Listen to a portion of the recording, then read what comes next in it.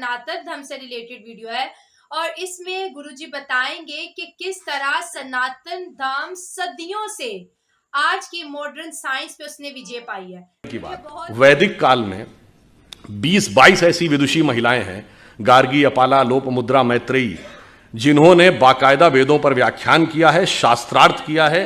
याज्ञवल्क्य जैसे उन्होंने बताया है कि आज के दौर में जैसे सनातन धर्म को लेके लोग बहुत ही ज्यादा अट्रैक्ट होते जा रहे हैं, बहुत ज्यादा मानते हैं इस चीज को कि देखिए पहले जो सनातन धर्म में बहुत ही सालों पहले जो बात की गई थी वो अब आके अगर देखा जाए तो वो चीजें पूरी की पूरी वैसे की वैसे होती जा रही है। आपने वाराह अवतार देखा होगा तो वाराह के दांत में फंसी हुई धरती गोल है कि चौकोर है? तो सदैव से गोल है।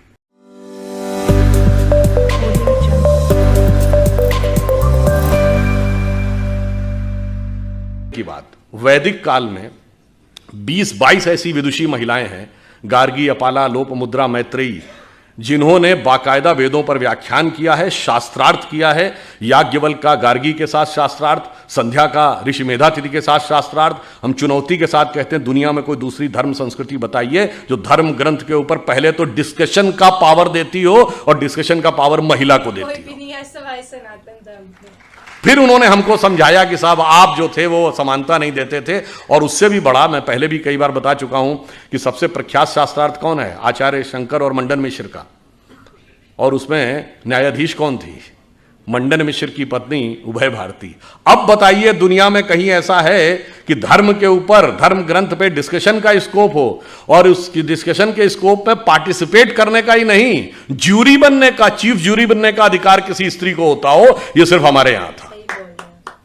इसलिए उसके बाद हमें यह समझाया गया कि साहब नहीं, आप जो थे वो समानता के पक्षधर नहीं थे, हम समानता के पक्षधर थे। जबकि हमारे यहां तो महानता यह है कि विश्व की किसी भी सभ्यता या संस्कृति की कल्पना की पराकाष्ठा क्या होती है? वो होती है उस संस्कृति के द्वारा की गई ईश्वर की परिकल्पना। और मैं विनम्रता से पर दृढ़ता से कहता हूं विश्व की सभी संस्कृतियों में ईश्वर सिर्फ पुरुष है। स्त्री तत्व का कोई स्थान ईश्वर में नहीं है। सिर्फ हमारे यहां अर्धनारीश्वर की परिकल्पना है भगवान शंकर में। और वो किस प्रकार का स्वरूप है जिसको कालिदास ने अपने कुमार संभवम के प्रथम श्लोक में लिखा है, वागार्थमि संप्रक्त रघुवंश में, वागार्थमि संप्रक्तो वागार्थमि प्रतिपतये जगतः पितरो वंदे पार्वती परमेश्वरो। अर्थात भगवान शंकर में शंकर पार्वती के रूप में वह अर्धनारीश्वर स्वरूप उस प्रकार मिलकर संसार की रचना करता है जैसे वाक और अर्थ, जैसे कविता में शब्द और अर्थ। अकेले अर्थ का कोई औचित्य नहीं जब तक शब्द में व्यक्त ना हो, और शब्द का कोई मीनिंग नहीं जब तक उसका कोई अर्थ ना हो। तो आप यह समझिए कि इस प्रकार का जहां पर इवन अगर आप में से जो लोग हिंदी साहित्य पढ़े होंगे तो निराला की वो प्रसिद्ध कविता आपको याद होगी ना, तुम तुंग हिमालय श्रृंग और मैं चंचल गत सुर सरिता, तुम विमल हृदय उच्छ्वास और मैं कांत कामिनी कविता। तो आप ये सोचिए जहां पर इतना सुंदर सामंजस्य, जहां पर कोई स्थान ही नहीं, वो आके हमको ये समझाते हैं कि साहब आप जो थे वो समानता के पक्षधर नहीं थे। अब दूसरी चीज हमें क्या समझाया जाता है, जो विष हमें अपने दिमागों से निकालना है, कि हम ज्ञान के नहीं थे, हम वैज्ञानिक नहीं थे, हम अवैज्ञानिक थे, हम इलॉजिकल थे। और जबकि फैक्ट ऑफ द मैटर है कि आप ये देखिए जितने बड़े बड़े विज्ञान की खोज हुई। अब उदाहरण के लिए मैं सिर्फ ये बताना चाहता हूं, ये अगस्त का महीना एक और चीज के लिए भी जाना जाता है। मैं सिर्फ आपको 2 उदाहरण दूंगा। एक, एटम बम का पहली बार प्रयोग 6 अगस्त को हिरोशिमा पे हुआ था। Who was considered the father of the atom bomb? Robert Oppenheimer. और जब 16 जुलाई 1945 को अमेरिका में बिकनी हिल पे पहला एटम बम का सक्सेसफुल प्रयोग हुआ था, उसको देखने के बाद रॉबर्ट ओपेनहाइमर ने पहला शब्द बोला था कि मुझे भगवत गीता का वह श्लोक याद आ रहा है जिसमें भगवान ने कहा है यदि सृजन मैं हूं तो विनाश भी मैं ही हूं। वह वेद और गीता को पढ़ता था। कौन? Father of the atomic. और आजकल फिल्म चली हुई ना रॉकेटरी, आप में से बहुतों ने देखी होगी। सबसे कठिन विषय विज्ञान का किसको माना जाता है? Rocket science. अब आपने कभी सुना है कि father of the rocket science किसको कहा जाता है? एक जर्मन वैज्ञानिक था, वर्नर वॉन ब्रॉन, जिसने सबसे पहले रॉकेट इंजन बनाया, उसको कहा जाता father of the rocket science. और वर्नर वॉन बॉर्न का जो गुरु था वो एक जर्मन साइंटिस्ट था जिसका नाम था हर्मन ओबर्थ। और हर्मन ओबर्थ ने यह कहा है कि वो ज्ञान के लिए वेद और उपनिषद को पढ़ता था। यह बात जानते हैं कहां लिखी है? एक यूरोपियन साइंटिस्ट है इरिक वॉन डाइकन, जिसने अपनी किताब चैरियट्स ऑफ गॉड में लिखी है। यानी रॉकेट साइंस, जिसको सबसे कठिन साइंस माना जाता था, उसके फादर यानी फादर ऑफ रॉकेट साइंस का गुरु कहता है कि हम ज्ञान के लिए वेदों को पढ़ते थे। और यह कहने वाला एक यूरोपियन साइंटिस्ट है, इसमें कोई इंडियन नहीं है और संघी भाजपाई तो कोई नहीं है। आप समझिए ज्ञान का इतना बड़ा स्रोत जहां पर हो, और वहां पे हमको यह समझाया जाता है कि साहब अब ये बताइए, धरती गोल है। ये क्या कहा जाता है कि साहब पहले यूरोप वालों ने हमको बताया कि धरती गोल है, जबकि मैं किसी के भावना आहत नहीं करना चाहता, पर लिखा तो वहां किताब में आज तक है कि धरती चपटी है और धरती स्थिर है। खैर कोई बात नहीं, हमारे यहां ज्योग्राफी को हिंदी में क्या कहते हैं? तो नाम से ही गोल है, मतलब कहीं कोई संदेह ही नहीं है कि गोल था। दूसरा, आपने वाराह अवतार देखा होगा, तो वाराह के दांत में फंसी हुई धरती गोल है कि चौकोर है? तो सदैव से गोल है। उसके बावजूद हमें समझाया जाता है कि गोल धरती है, ये उन्होंने हमको बताया। इसलिए मैं आपसे कहना चाहता हूं कि इतना ज्यादा हमारे दिमागों में विष भरा है, हमें कभी यह बात समझ में नहीं आती है कि विष किस किस करीने से भरा गया है। अब वो सिर्फ ऐसा नहीं है कि पाठ्य पुस्तकों से भरा गया है, अरे वो हमें लेखों से, कहानियों से, फिल्मों से, सबसे हमारे दिमाग में भरा गया है। और वो इस ढंग से भरा गया है कि हमें तो पता भी नहीं लगता है कि ये कब हमारे दिमाग में इम्प्रिंट कर दिया गया। जैसा कि मैं पहले भी कई बार बोल चुका हूं, 1970 के बाद की एक फिल्म बताइए जिसमें भगवा वस्त्रधारी पॉजिटिव रोल में हो। बाकी तो छोड़िए, कंठी माला पहने हुए, धोती कुर्ता पहने हुए, तिलक लगाए हुए व्यक्ति पॉजिटिव रोल में हो। चुनौती से पूछता हूं, typical attire of a villain. और छोड़िए, पूर्ण भारतीय वेशभूषा की महिला, यानी जो सिंदूर भी लगाए हो, बिंदी भी लगाए हो, मंगलसूत्र पहने हो, साड़ी पहने हो, वो एक दुष्ट सास या भाभी होगी। देख लीजिएगा, सब टीवी सीरियल से लेके और फिल्मों तक। और जो अंग्रेजी बोलने वाली कोई भी, या जिसके पूरे उसमें आचरण में और वेशभूषा में कोई भारतीय चित्र नहीं दिख रहा होगा, वो सबसे बेहतर होगी। कभी आपने सोचा? इतना ही नहीं, बताइए, ज्यादातर फिल्मों में प्रोफेसर बेवकूफी होगा, सनकी होगा, वो वीरू सहस्त्रबुद्धे ही होगा। बताइए, साइंटिस्टों को, सिर्फ आप ये मंगलयान और रॉकेटरी जैसी फिल्में छोड़ दीजिए जो साइंटिस्टों पे बेस्ड थी, हमेशा साइंटिस्ट सनकी दिखाया जाएगा। हमेशा फौजी जो डिसिप्लिन होगा, उस डिसिप्लिन फौजी का मजाकी दिखाया जाएगा। सबसे फनी कैरेक्टर डाल 80% फिल्मों में सरदारों का मजाक उड़ाया जाएगा। कभी आपने एक कलेक्टिव सोचा है कि कितने करीने से हमारे दिमागों में, और धर्माचार्य तो धूर्त होगा ही होगा, इसमें तो कहीं कोई किंतु परंतु ही नहीं है। आप ये सोचिए कि किस ढंग से हमारे दिमागों में चीज भरी जाती है। और वो सिर्फ इतनी ही नहीं होती है, वो लैंग्वेज तक हमारे दिमाग में ऐसी भरी जाती है कि हम वो भूल जाते हैं पिछले 3 पीढ़ियों से सुनते सुनते इबादत, मोहब्बत, इश्क, ये सब शब्द जो हमारे परदादाओं ने कभी नहीं सुने थे, वो सब हमारे दिमाग में ऐसे बस गए कि अगर हम शुद्ध हिंदी के कोई शब्द प्रयोग करने लगे तो लोग उसके ऊपर कहने लगते, अरे भाई ये आप क्या करने लगे, सरल हिंदी बोलिए। सरल हिंदी का मतलब क्या? जिसमें अंग्रेजी और फारसी के शब्द मिले हुए हों, वो सरल हिंदी है। और सरल हिंदी और शुद्ध हिंदी से अंतर क्या पड़ता, मैं उदाहरण देना चाहता हूं। मैं परसों, अभी आपने बताया ना, आज तक ने सर्वे किया था, तो उसमें भारत और काल और अमृत शब्द 3 बार आया था। वो सबसे ज्यादा 3 शब्द जो आए थे, उसी समय बाई चांस वो दिखाने लगे कि कोलकाता में स्वतंत्रता दिवस मनाया जा रहा था। तो पहले हेलीकॉप्टर से फूल बरसाए गए, तो क्या कह रहे थे? पुष्प वृष्टि करो। अब अगर आपने संस्कृत में हिंदी पढ़ी तो समझने में कोई समस्या नहीं आएगी। पुष्प वृष्टि, फिर वो कह रहा है अपूर्व दृष्टि है, या अपूर्व दृष्टि दिखाई पड़ रही है। तो जब आप संस्कृत निष्ठ हिंदी पढ़ते हैं तो भारतीय भाषाओं के साथ ज्यादा जुड़ते चले जाते हैं, ना कि डिस्कनेक्ट होते चले जाते हैं। मैं दिल्ली में एक बार प्रेस कॉन्फ्रेंस के दौरान मैंने एक शब्द वितंडावाद प्रयोग किया, और आपको आश्चर्य होगा कि जितने अंग्रेजी के पत्रकार थे दिल्ली के, उन्होंने कहा what is the meaning of this word वितंडावाद। और ये मेरे लिए आश्चर्य का विषय था कि तमिलनाडु और आंध्र प्रदेश के पत्रकारों ने कहा कि तेलुगु और तमिल दोनों में वितंडवाद शब्द है और उसी अर्थ में जिस अर्थ में हिंदी में प्रयोग होता है। अब बताइए, शुद्ध हिंदी बोलने से आप भारतीय भाषाओं के नजदीक जाते हैं कि दूर जाते हैं? आप मुंबई जाते हैं तो क्या लिखा रहता है? छत्रपति शिवाजी अंतर्राष्ट्रीय विमानतल, और हिंदी में हवाई अड्डा। हवाई अड्डा बेहतर हिंदी, विमानतल। आप शुद्ध हिंदी पढ़ेंगे तो विमानतल में कोई समस्या नहीं आएगी। हम कहते हैं अस्पताल, वहां लिखा रहता है रुग्णालय। रुग्ण का मतलब रोगी होता है। आप अगर संस्कृत निष्ठ हिंदी पढ़े होंगे तो आपको कोई समस्या नहीं आएगी। और ये मैं आपको एक उदाहरण भी बताता हूं। जब सुषमा स्वराज जी थी तो एक बार हमने उनसे पूछा कि आपने इतनी जल्दी कन्नड़ कैसे अडॉप्ट कर लिया, आप कन्नड़ में भाषण कैसे देने लगी थी? तो इससे पहले कि वो बोलती, उनके पति ने कहा कि इनका संस्कृत का बेस बहुत स्ट्रांग था, तो सबसे पहले कन्नड़ में बहुत सारे शब्द जो संस्कृत के हैं उन शब्दों को पिकअप किया और उनको केंद्रित करके भाषण का निर्माण किया, और उसके बाद भाषण लिखा देवनागरी लिपि में, और उसके बाद उन्होंने बहुत जल्दी अडॉप्ट करके बोलना शुरू कर दिया। तो आप सोचिए कि ये भाषा किस ढंग से जोड़ती है और भाषा किस ढंग से आपके दिमाग को पल्यूट भी करती है। उदाहरण के लिए अगर आप देखें, आज एक और भी खतरा चल रहा है। आज आपने देखना शुरू नहीं किया कि हर टीवी एड में भी ये छोटे छोटे बच्चे, 7 या 8-9 साल का बच्चा अपने माँ बाप को ज्ञान देता है। ये क्यों है? आपको लगता है ये ऐसे ही हल्के में है? नहीं, ये एक सोची समझी रणनीति है, क्योंकि परिवार को तोड़ना है। तो 10-15 साल के बाद वही तो जाएंगे जो कहेंगे कि नहीं, हमें ही सब कुछ पता था, हमारे माता पिता को कुछ नहीं पता था। जैसे मैं ये एक उदाहरण भी आपको देना चाहता हूं, ये बात मैंने एक बार पहले भी बोली है। अभी हरनाज संधू को मिला है मिस वर्ल्ड का पुरस्कार, वरना इससे पहले 1994 से 2003 के बीच में ढेर सारी भारतीय लड़कियों को मिस वर्ल्ड, मिस यूनिवर्स मिला, उसके बाद गायब हो गया। यानी सुंदर लड़कियां ना 1994 से पहले पैदा होती थी, ना 2003 के बाद।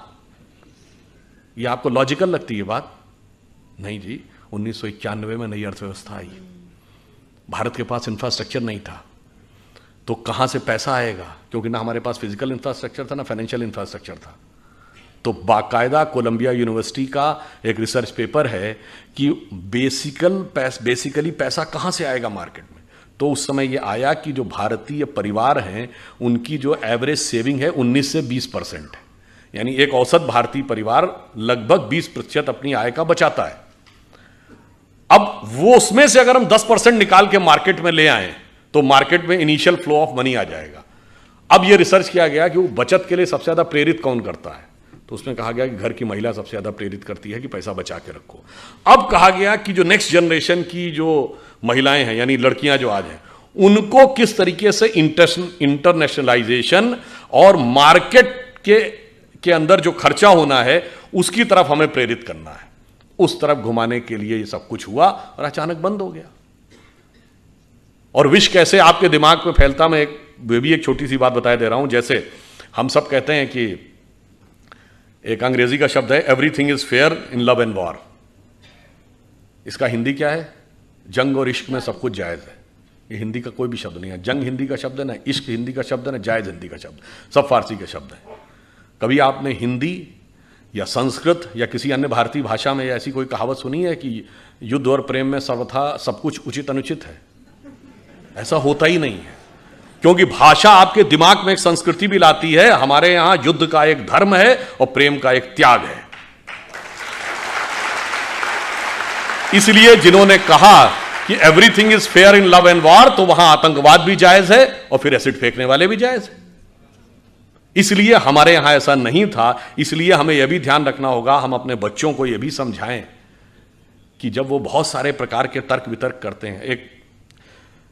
एक छोटी सी बात और आपको बताता हूं, तो उसको समाप्त करते हैं। देखिए, हम सभी कोई भी कार्य शुरू करते हैं तो पहला श्लोक क्या बोलते हैं? वक्रतुंडी महाकाय सूर्य कोटि संप्रभा। ये वक्रतुंडी ही क्यों है? किसी ने कभी ध्यान दिया कि सूर्ण जो है वो मुड़ी हुई क्यों होनी चाहिए, सीधी क्यों नहीं होनी चाहिए? उसका कारण यह है।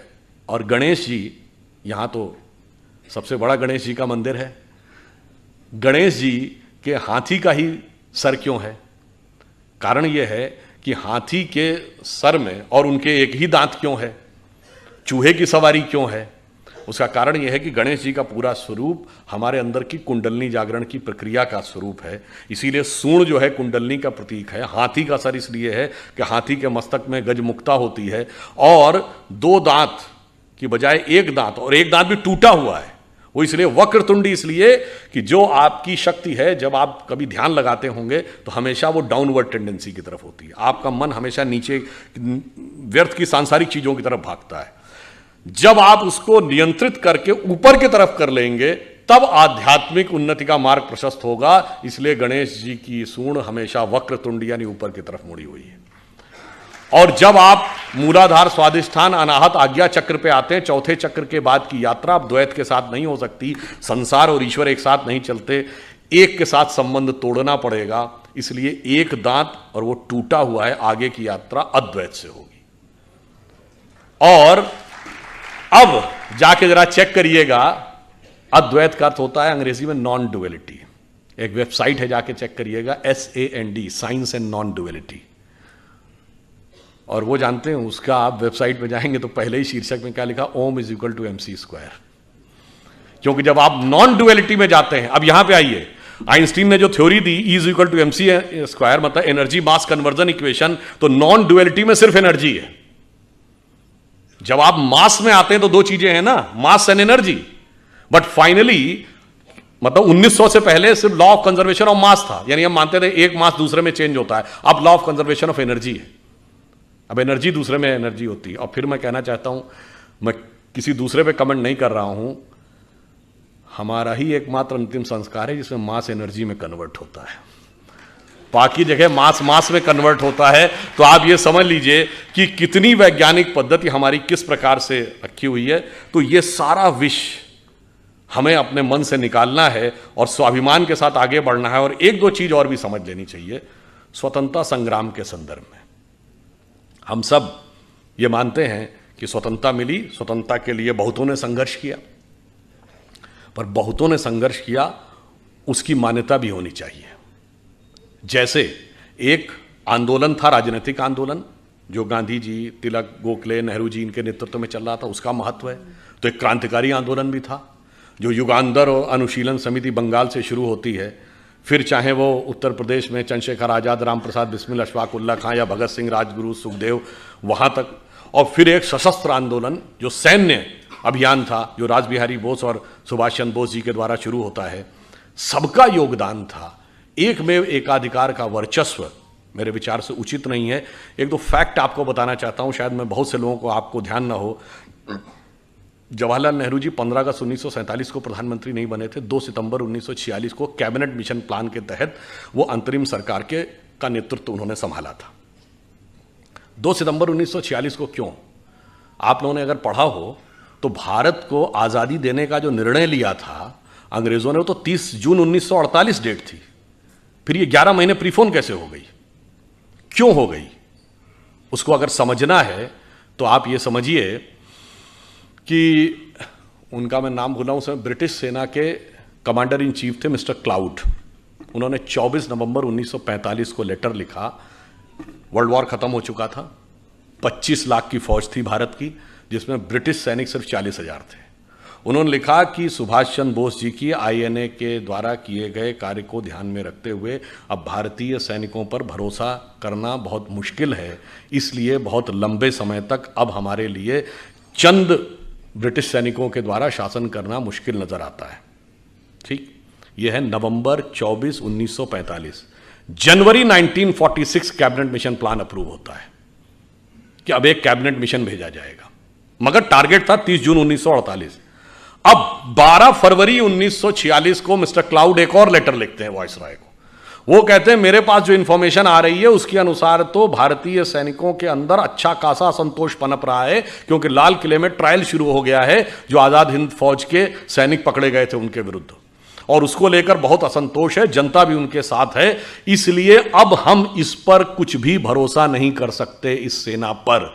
ये वो लिखते हैं 12 फरवरी 1946 को, और 18 फरवरी 1946 को मुंबई में नौसेना की अपराइजिंग हो जाती है। और देखते देखते 2-3 दिनों के अंदर बॉम्बे से कलकत्ता और कराची तक 20,000 नौसैनिक सड़कों पे आ जाते हैं। 70 से अधिक वॉरशिप्स कब्जा कर लिए जाते हैं। ब्रिटिश सैनिक उस समय जो टेलीग्राम भेजा गया है उसमें यह तक बताया गया है कि जितने भी ब्रिटिश अधिकारी हैं भारत के भिन्न भिन्न कोनों में, वो कराची और मुंबई जितनी जल्दी हो सके वहां अपने परिवारों के साथ पहुंच लें, ताकि in case of any emergency वो एक इवैक्यूएशन प्लान की तरह रहे, ताकि वो अपने उनके परिवारों को वहां से निकाला जा सके।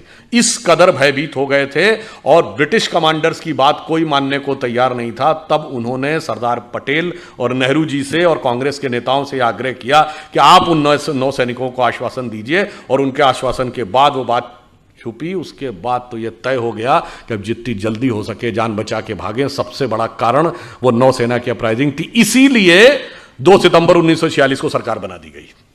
तो जी व्यूअर्स, ये थी सुधांशु गुरुजी की एक बहुत ही खूबसूरत सी वीडियो, जिसमें उन्होंने सनातन धर्म के बारे में बात की, फिर करैक्टर बिल्डिंग के एतबार से बात की, और फिर उन्होंने बात की कि किस तरह से आज के जो समझ लें टेलीविजन का दौर है, मीडिया का दौर है, किस तरह से जो हमारी आइडियोलॉजी को वो चेंज करता जा रहा है। तो मैं पहली बात ये बोलूंगी कि मैंने भी अपनी लाइफ में, क्योंकि जब तक मैं इन टच नहीं थी इन चीजों के साथ, तो मुझे नहीं पता था, लेकिन जितनी ज्यादा वैल्यू सनातन धर्म में दी गई है एक महिला को, इतनी कहीं पे भी नहीं है। क्योंकि जैसे हम जिया किशोरी जी को सुनते हैं, क्योंकि वो एक विमेन है और वो आपने जिसे बोलते हैं सनातन धर्म को बयान कर रही होती है, जो भगवान की लीलाएं लोगों को बता रही होती हैं, और मेल और फीमेल हजारों की तादाद में लोग बैठ के उन्हें सुनते हैं। लेकिन मैंने अगर अपने मजहब में मैं बात करूं तो मैंने किसी भी औरत को नहीं देखा कि वो इस तरह मिंबर पे बैठी हुई हैं और बड़ी तादाद में मेल उन्हें सुन रहे हैं। तो ये इस तरह पॉसिबल ही नहीं है। और जैसे उन्होंने बोला कि आज सनातन धर्म में यानी हिंदुइज्म में आप डिस्कशन कर सकते हैं, लेकिन अगर मैं इस्लाम की बात करूं तो आप इस पे डिस्कशन नहीं कर सकते, किसी भी किस्म की बहस हो ही नहीं सकती, मना किया गया, मतलब कि परमिशन ही नहीं है। जो चीज बोल दी गई है आपको उसको एज इट इज एक्सेप्ट करना है, आप काउंटर नहीं कर सकते हैं, क्योंकि वो इसकी इजाजत ही नहीं है। सिंपल इज दैट, इजाजत ही नहीं है, मतलब के नहीं हो सकता। ठीक है, आपने बाहर क्या काउंटर करना, आप अपने घर में बात कर लें तो आपको घर में बात करने पे पाबंदी लग जाती है, नहीं कर सकते हैं। गुस्सा हो जाते हैं कि नहीं तुम्हें नहीं पता, तुम चुप करो। मीन्स कि हमें सब कुछ पता है लेकिन हम नहीं बोल सकते, ना हम उन्हें समझा सकते हैं। अब हम पे ही गुस्सा कर देंगे, तुम लोगों की इतनी नॉलेज ही नहीं है, तुम लोग चुप कर जाओ, तुम लोग अभी बच्ची हो, ये हो वो। मीन्स को जरूरी नहीं, नॉलेज की जो चीज होती है ना वो आपको छोटा दे या वो बड़ा दे, अगर आपको पता है कि ये चीज ठीक है उसको फॉलो करना चाहिए, उस पर अमल करना चाहिए, ना कि ये कि उसको नेगेटिव दे के उसको चुप करवा देना चाहिए। ये चीज मुझे बहुत ही ज्यादा बुरी लगती है। और सवाल पूछना चाहिए, लेकिन गुरुजी ने बिल्कुल बोला कि कई मज़ाहिब में रिस्ट्रिक्शन है, सवाल या डिस्कशन नहीं कर सकते, और हम उससे एग्री करते हैं, क्योंकि हमारे रिलीजन में भी आप सवाल नहीं कर सकते, डिस्कशन नहीं कर सकते, क्योंकि वो बात अकीदे पे आ जाती है और अकीदे को कोई भी चैलेंज नहीं कर सकता। और आज की वीडियो में जैसे उन्होंने बताया है कि आज के दौर में जैसे सनातन धर्म को लेके लोग बहुत ही ज्यादा अट्रैक्ट होते जा रहे हैं, बहुत ज़्यादा मानते हैं इस चीज़ को कि देखिए पहले जो सनातन धर्म में बहुत ही सालों पहले जो बात की गई थी वो अब आके अगर देखा जाए तो वो चीज़ें पूरी की पूरी वैसे की वैसे होती जा रही हैं। लोग बहुत ज़्यादा सनातन धर्म की तरफ जा रहे हैं और इसे एक्सेप्ट भी कर रहे हैं। आप लोग देखिए कि जैसे उन्होंने बताया है टेलीफोन हो गया, टेलीविजन हो गया, मोबाइल, मतलब कि जो दौर आजकल का जा रहा है इसके अंदर जैसे जैसे आप देखिए कि जो जो एक्टिविटीज़ इंसान करता जा रहा है, डे बाय डे प्रोग्रेस करता जा रहा है, चीज़ों को समझता जा रहा है, तो वैसे इंसान का IQ लेवल, इंसान की सोचने की जो एक क्षमता होती है ना, वो बहुत ही ज़्यादा तेज़ से तेज़ होती जा रही है कि वो इस चीज़ को सोचता जा रहा है कि ये क्या मतलब कि डिटेल पे जानने के लिए इंसान मजबूर हो गया है। लेकिन जहाँ तक मैंने देखा है कि ये जो सनातन धर्म है इसके अंदर जो है लोग एक दूसरे से क्वेश्चन करते हैं। जैसे ये सनातन धर्म है इसकी बात की गई है कि ये जैसे इसके अंदर बताया गया है कि ये दुनिया क्यों बनाई गई है, इंसान क्यों बना है, इंसान का इस दुनिया में आने का मकसद क्या है, और मतलब कि ऑल टू जेड जितनी भी चीज़ें हैं इसके अंदर बड़ी डेफिनेशन के साथ बयान की गई हैं। Audio Jungle।